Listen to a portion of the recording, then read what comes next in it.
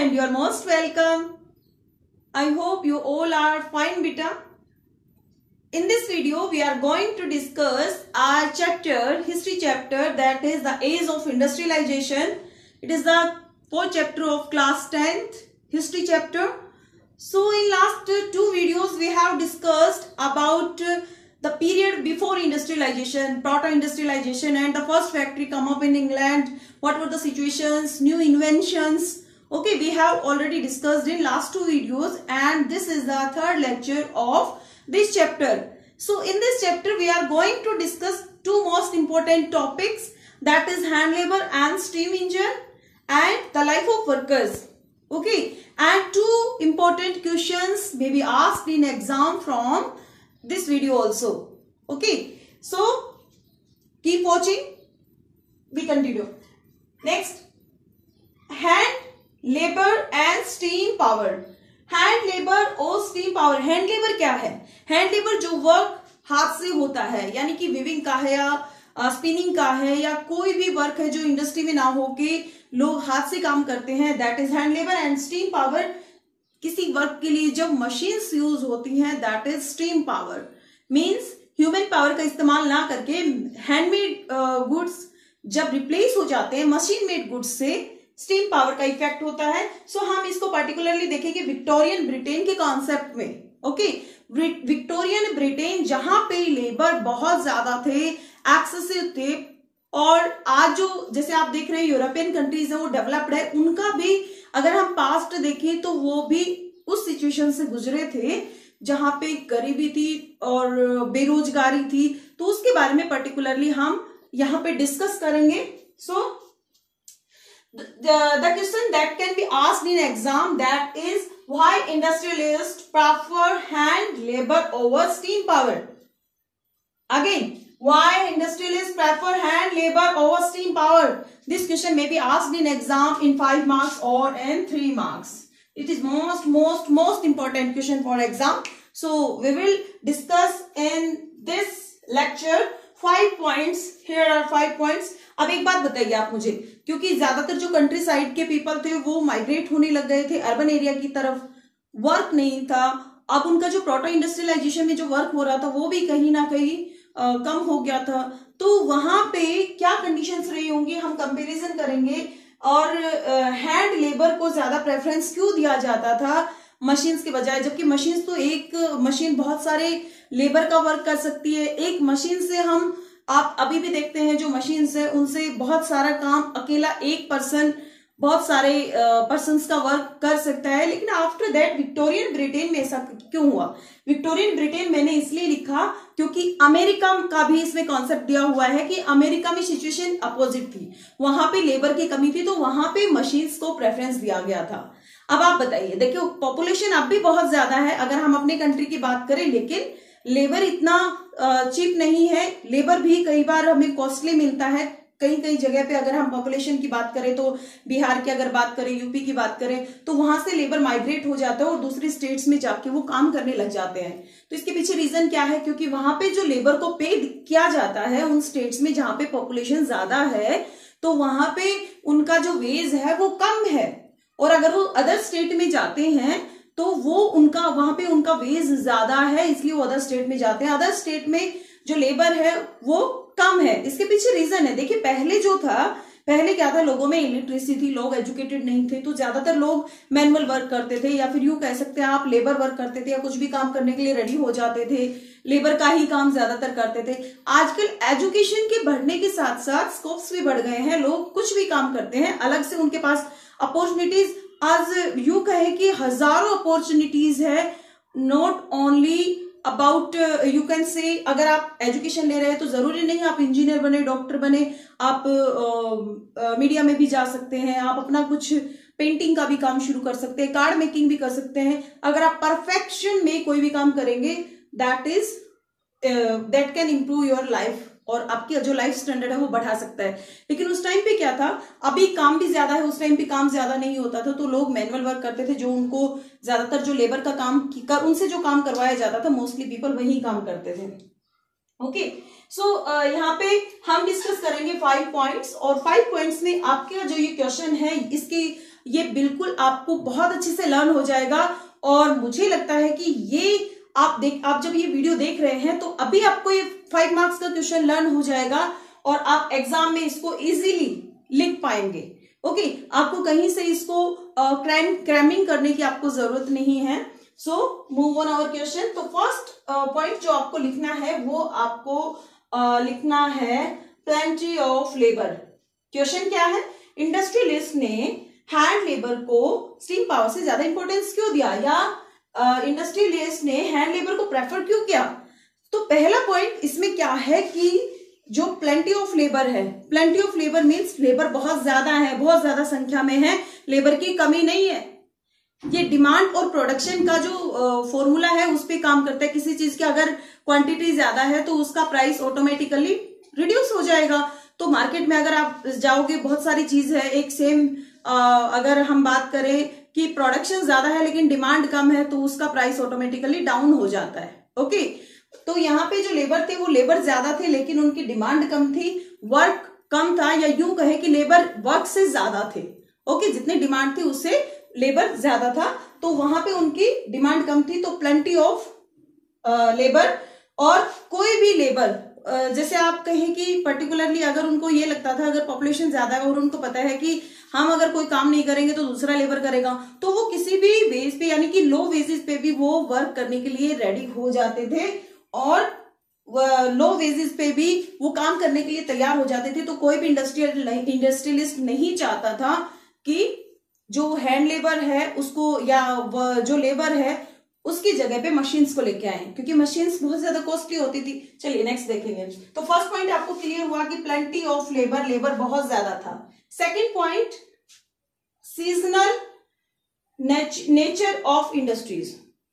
आप for example अगर हम बात करें, बारिश के मौसम में हमें अम्ब्रेला की रिक्वायरमेंट होती है लेकिन सर्दियों में नहीं होती है, तो एक पर्टिकुलर सीजन में ही उसको बनाया जाएगा। आई थिंक ऐसा तो नहीं कि इंडस्ट्री पूरे साल बनेगी।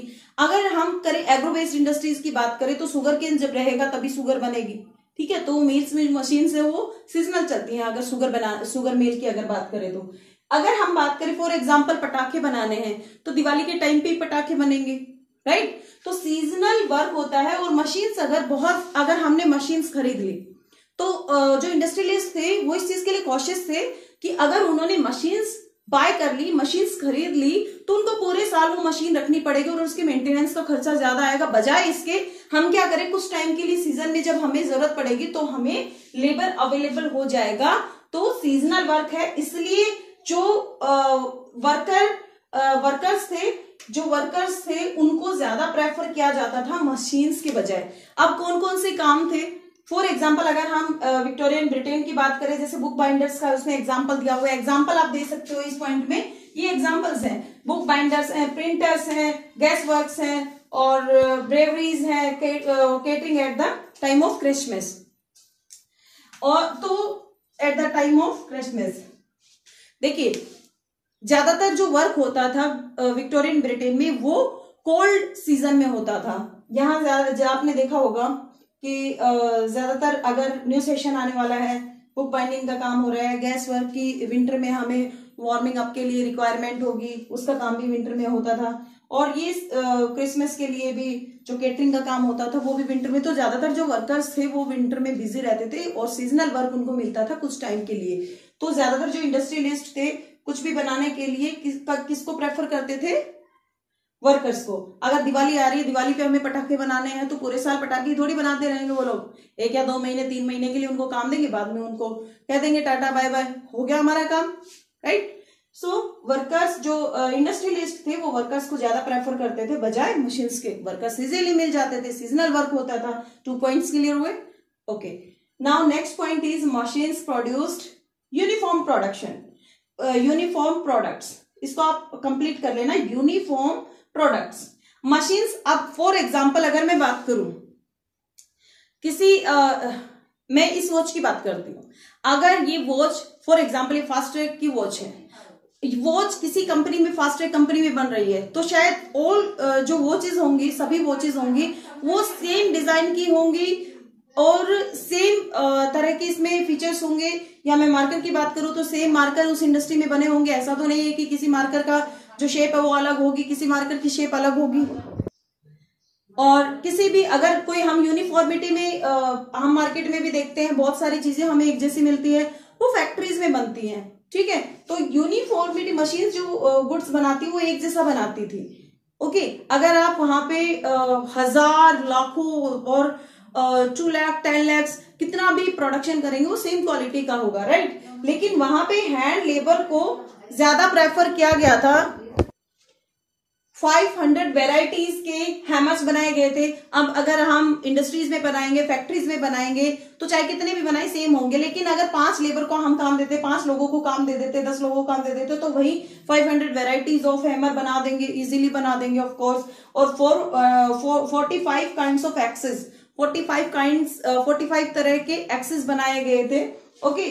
सो तीसरा पॉइंट क्या है, machines produced uniform products. First point मैंने आपको बताया plenty of labour, second is seasonal nature of industries, and third one is machines produce uniform products. आप कहीं भी फॉर एग्जांपल आप आर्मी की यूनिफॉर्म ले लो, आर्मी की यूनिफॉर्म किसी इंडस्ट्री में बनती है, किसी फैक्ट्री में ही नहीं तो बनती होंगी, वो कपड़ा फैक्ट्री में बनता होगा, सेम प्रिंट होता है, सेम लुक होता है उसका, ऐसा नहीं कि किसी में ऊपर नीचे हो गया, किसी में प्रिंट कुछ हो गया, तो वो सारी चीजें एक ही जगह बनती है, यूनिफॉर्मिटी होती है उसमें। Next if you talk about next point, machines were expensive.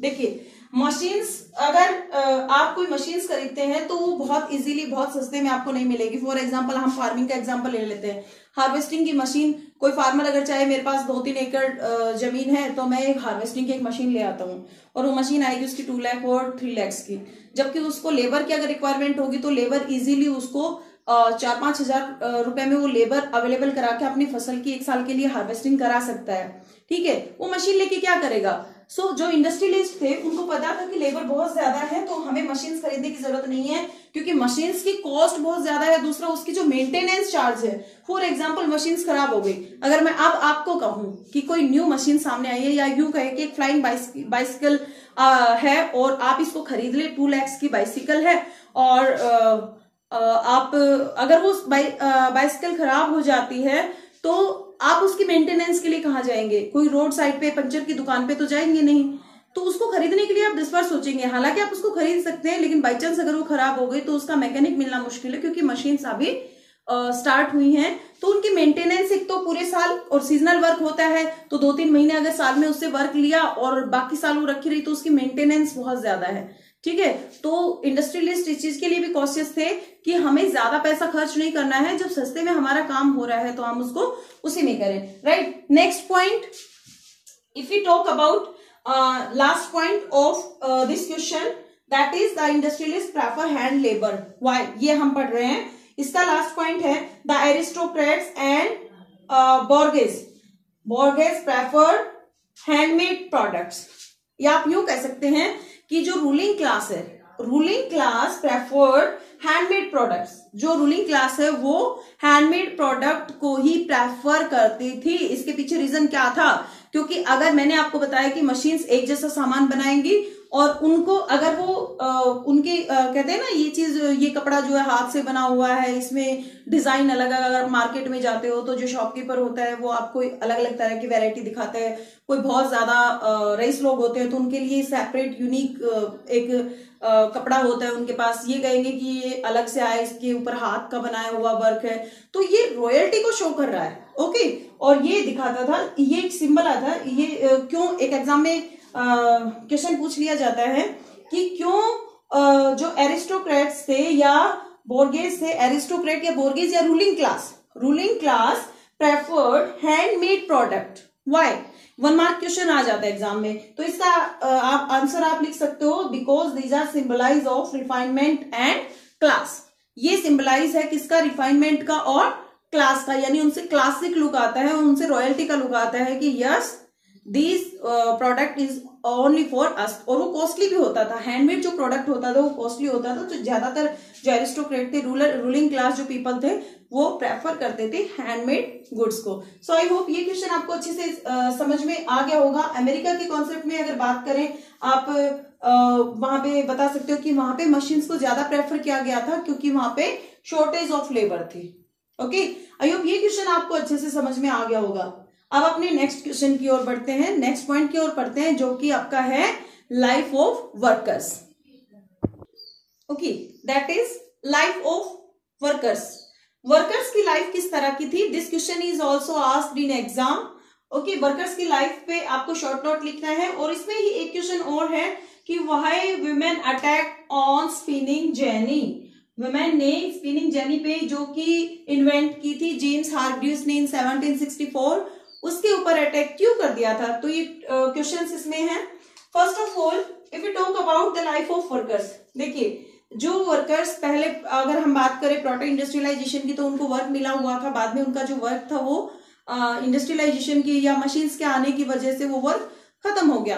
अब वहां पे जो पीपल थे उनको सर्वाइविंग के लिए तो कुछ करना है, क्योंकि एग्रीकल्चर में भी इतना कुछ नहीं कर पा रहे थे. ओड वर्क्स थे वो भी वो बहुत कम उसमें अर्न कर पा रहे थे. तो ज्यादातर लोगों को लगता था कि क्यों ना हम शहर चले जाएं या टाउन्स में चले जाएं, वहां पे हमें वर्क मिल जाएगा. सो पीपल इस उम्मीद में, इस आशा के साथ, इस होप के साथ चले आते हैं टाउन्स में. तो इनका माइग्रेशन हो जाता है country side two towns. Country side किसको इंडिकेट कर रहा है? यहाँ विलेजेस को इंडिकेट कर रहा है. अब यहाँ पे क्योंकि उनको लगता है कि पॉसिबिलिटी ऑफ जॉब है, इसीलिए तो वो यहाँ पे आए. तो पॉसिबिलिटी जॉब्स की उम्मीद में वो यहाँ पे आते हैं. लेकिन यहाँ के जब देखते हैं कि यहाँ तो सिर्फ जॉब उन्हीं को मिलेगी जिनके कोई रिलेटिव है, नोन है, या फिर जिनका जो फ्रेंड सर्कल है, जिनका नेटवर्क बहुत अच्छा है, तो उन लोगों को तो बहुत अच्छे से जॉब मिल जाएगी. लेकिन जिनके कोई नॉन नहीं है उनको जॉब नहीं मिल पाएगी. राइट. और कहीं ना कहीं आप यहाँ भी आजकल भी अपने सराउंडिंग में भी इन चीजों को देख सकते हैं. So depends on the network of friendship and relationship. इसके बाद वो अगर जिसको जॉब नहीं मिलती तो वो कई बार तो पूरा पूरा वीक वो जॉब के लिए इंतजार में वो गुजार देते थे कि कहीं ना कहीं हमें भी वर्क मिल जाएगा. Spends weeks in seeking jobs. और आपकी बुक में भी पिक्चर दिखाई हुई है कि कैसे जॉब के लिए परेशान हैं लोग, वर्क नहीं है. आप इस पिक्चर में देख सकते हैं. और सेकंड पिक्चर है कि जिसमें लोगों के पास लोग वर्क की तलाश में, ये आप देखिए, वर्क की तलाश में लोग वेट कर रहे हैं, नाइट शेल्टर्स में रुके हुए हैं. तो लोग रुकते थे किसके, कहां पे? अंडर द ब्रिजेस और नाइट शेल्टर्स, नाइट रिफ्यूजीज. तो कहीं ना कहीं गवर्नमेंट उस टाइम लॉ भी बनाया गया था कि जो रिफ्यूजीज आते हैं, जो लोग आते हैं माइग्रेशन जो करते हैं, जो शहर आते हैं, तो उनके रुकने के लिए व्यवस्था भी की गई थी. लेकिन वो व्यवस्था बिल्कुल थर्ड क्लास थी. वहां पे लोग अच्छे से ना तो सो पाते थे, ना अच्छे से एडजस्ट हो पाते थे. तो वहां पे लोग बहुत ज्यादा परेशान रहते थे और उन लोगों को सोना पड़ता था ब्रिजेस के नीचे और नाइट शेल्टर्स में अपनी रात गुजारनी पड़ती थी किसी तरह से. और इसके बाद जो वर्क उनको मिलता था, ऐसा नहीं कि हम चलो एक वीक कुछ बर्दाश्त कर लेंगे, कम से कम हमें साल में 365 दिन तो हमें काम मिलेगा. उनको जो वर्क मिलता था वो भी सीजनल मिलता था. फॉर एग्जाम्पल उनको 50 दिन या 60 दिन या 100 दिन के लिए भी अगर वर्क मिला तो that was not sufficient for their whole year. भाई सर्वाइव तो हमें पूरे साल करना है ना. तो कहीं ना कहीं प्रॉब्लम्स बढ़ गई थी, अनएम्प्लॉयमेंट बहुत ज्यादा बढ़ गया था.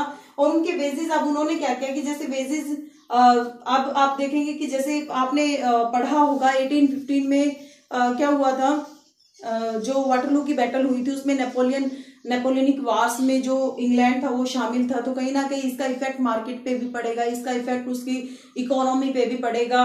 ओके. सो जो वेजेस थे, हालांकि वेजेस और रियल वेजेस, देखिए अगर फॉर एग्जांपल किसी पर्सन की सैलरी 1 लाख रुपए है, लेकिन उस कंट्री में चीजों के दाम ही इतने ज्यादा है. फॉर एग्जांपल उसको जब वो मार्केट में जाता है, जो चीज उसको 1000 रुपए में मिल रही थी वो अब उसको 5000 या 6000 या 10,000 उसके लिए पे करना पड़ता है.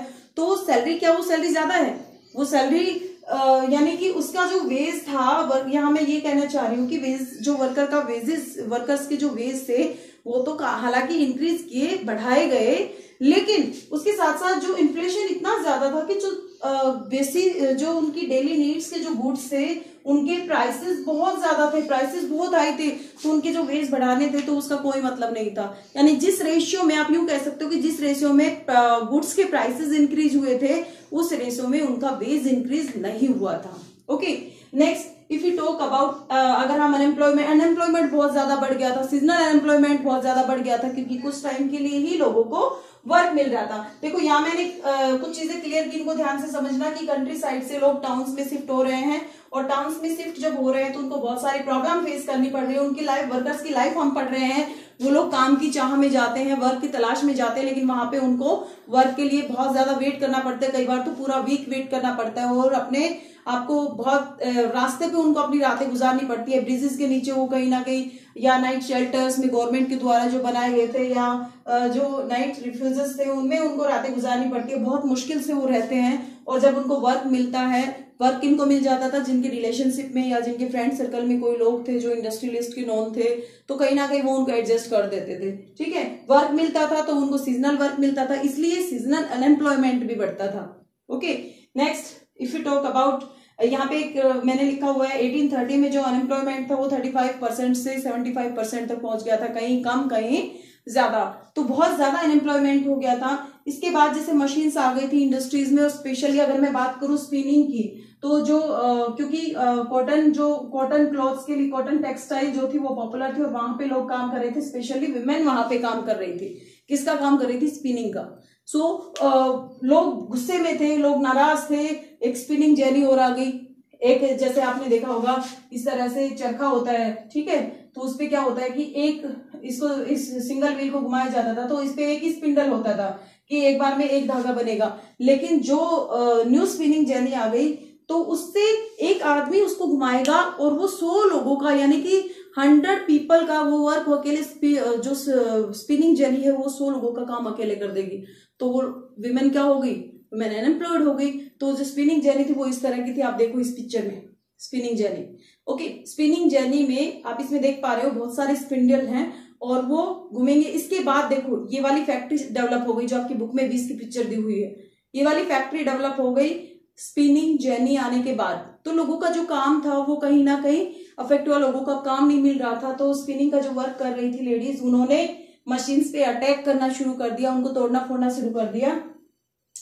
स्पिनिंग जेनी के बारे में मैंने यहाँ पे लिखा है कि स्पिनिंग जेनी क्या, एक एग्जाम में ये वाला क्वेश्चन भी आता है जैसे मैंने आपको बताया था। और जेम्स हारग्रीव्स ने, जैसे मैंने आपको यहाँ पे बता दिया है कि जेम्स हारग्रीव्स ने स्पिनिंग जेनी को इन्वेंट किया था। एक क्वेश्चन आपके लिए है जो कमेंट सेक्शन में आपको आंसर देना है। Who invented cotton mill? Cotton mill किसने इन्वेंट की थी, इसका आंसर आपको करना है। ओके, कमेंट सेक्शन में who invented cotton mill, right. Okay, next जो स्पिनिंग जेनी थी consist of number of spindles. Spinning jenny में बहुत सारे स्पिंडल्स होते थे, जैसे मैंने आपको अभी अभी दिखाया। और जिसको इसके बाद देखो 1830 तक आते आते हालात बहुत खराब हो गए थे, लेकिन 1840 तक आते आते थोड़ा सा रिलीफ मिला वर्कर्स को। इतना सा रिलीफ मिला। वो रिलीफ कैसे मिला? क्योंकि आपको पता है इंडस्ट्रीज बढ़ेंगी तो कहीं ना कहीं जो मार्केट बढ़ेगा, मार्केट के लिए क्या चाहिए उसका, आप टर्सरी सेक्टर आप पढ़ चुके हो, तो टर्सरी सेक्टर की ग्रोथ के लिए ट्रांसपोर्टेशन बढ़ानी है, ट्रैक्स बढ़ाने हैं। तो रेलवेज का, ब्रिजेस का, रोड्स का, कंस्ट्रक्शन का काम चल रहा था, तो उस टाइम उन वर्कर्स को थोड़ा काम वहां पे मिल जाता था। ओके, उन वर्कर्स को वहां पे काम मिल गया, तो कहीं ना कहीं जो अनएम्प्लॉयमेंट की प्रॉब्लम थी वो कुछ हद तक, बहुत ज्यादा नहीं लेकिन कुछ हद तक वो सोल्व हो पाई। तो ये बात की हमने लाइफ ऑफ वर्कर्स की, किस तरह से कितनी मुश्किलों से गुजर रहे थे और इनकी वर्कर्स की लाइफ कैसी थी, बहुत परेशान थे। और इसमें उन्होंने स्पिनिंग जेनी पे भी अटैक कर दिया था। और इससे पहले हमने डिस्कस किया था 5 मार्क्स का क्वेश्चन, उसको फिर से आप रिमाइंड करो और अच्छे से इसको वीडियो को देखो।